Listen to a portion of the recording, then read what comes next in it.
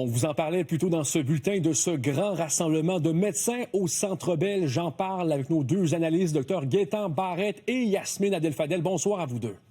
Bonsoir. Alors, rappelez-vous, le Collège des médecins demandait la suspension de la loi 2. Le ministre Lionel Carman, seul médecin, claque la porte de la CAQ. Et maintenant, un Centre Bell qui est plein à craquer. Gaétan, quand on voit ces images, 12 000 médecins, est-ce que Christian Dubé sous-estime la grogne sur le terrain? Je pense que oui. Je n'ai jamais vu, moi, dans toute ma carrière, un rassemblement aussi important. Et je n'ai jamais vu un rassemblement aussi jeune. Alors, il y en avait de tous les groupes d'âge, mais je pense que la moyenne d'âge la plus élevée était entre 30 et 45 ans et à majorité féminine. Ça, ce n'est vraiment pas banal. C'est nouveau. Une telle mobilisation, ça ne devrait pas du tout rassurer Christian Dubé. Ça devrait l'inquiéter, mais apparemment, ça ne l'inquiète pas. Bien parce que justement, on a demandé à son cabinet de réagir.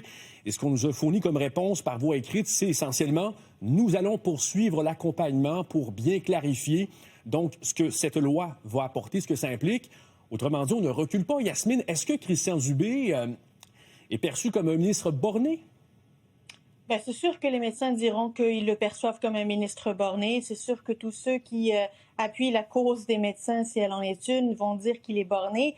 Mais pour moi, ce rassemblement marque un tournant. Hein. C'est la première fois qu'on entend de manière ouverte la demande de démission de Christian Dubé. On disait qu'il était têtu, on disait qu'il était borné, on disait à la limite qu'il était inhumain envers ce que vivent les médecins. Mais jamais a-t-on vu des dizaines de milliers de personnes crier démission Dubé. C'est la première fois que ça se fait. Quel va être l'impact politique? Pas tant aux yeux de Christian Dubé, mais aux yeux du François Legault, de voir ces images-là circuler. C'est ça la question qu'il va falloir surveiller. Et surtout l'impact sur la population, Gaétan. Oui, c'est l'impact sur la population parce que la médecine, ce n'est pas un environnement ou un secteur qui se gère comme une ligne de montage. L'impact que ça a sur la motivation des gens, il est réel et par conséquent sur les patients.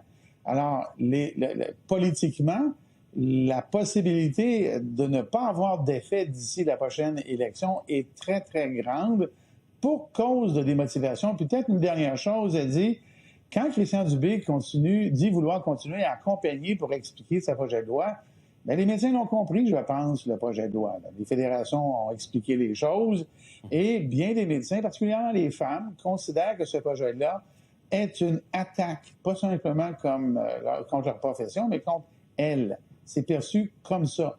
Alors, les conséquences vont être réelles et il y a à date absolument aucune souplesse de la part de Christian Dubé. Bref, c'est à suivre. Parlons maintenant de l'élection de Sol Zanetti comme nouveau co-porte-parole de Québec solidaire. On a entendu le chef du Parti québécois avoir des mots très respectueux à son égard, parle d'un véritable indépendantiste. Il a même salué un engagement de longue date et constant pour l'indépendance du Québec. Yasmine, est-ce que Sol Zanetti peut jouer un rôle de rassembleur pour le camp du oui? C'est Sol Zanetti, mais Rubago-Gazal aussi. Là, ce sont deux personnes qui, peu importe le moment où ils ont commencé à s'impliquer, tant comme militants que comme élus, ont toujours porté très fièrement les couleurs du oui et qui ont toujours été des indépendantistes convaincus. Est-ce qu'ils sont convaincants? C'est ça la question. Chose certaine, c'est que pour faire un référendum, tenir un référendum, gagner un référendum, il faut additionner toutes les forces du oui, soit-elles à droite ou à gauche. Est-ce que le PQ saura rassembler Québec solidaire et les gauchistes du oui? C'est ça la question aussi. Et je vous pose la question, Gaétan. Bien, c'est la même chose. Quand j'écoute le discours de Québec solidaire aujourd'hui, c'est un discours qui ne met pas en priorité l'indépendance, mais bien la politique de Québec solidaire dans le cadre d'une éventuelle indépendance. Et ça, dans un référendum, ça va diviser les troupes indépendantistes au lieu de les unir. Je trouve que c'est mal parti pour ce mouvement-là. Très bien. Yasmine Gaétan, merci à vous deux. Merci beaucoup. Merci.